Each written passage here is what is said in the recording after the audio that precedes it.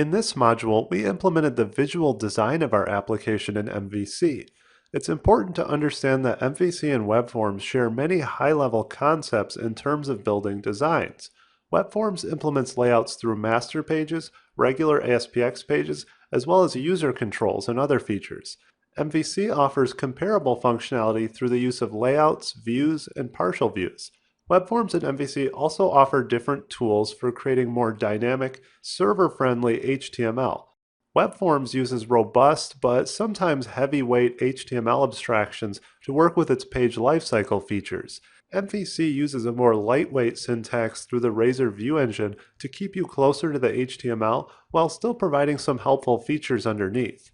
Now that we've built a nice form for our users to work with, in the next module, let's discuss how we actually handle the data they'll submit. This will require discussion of some very critical features of MVC like model binding, so let's move right ahead to those topics in the next module.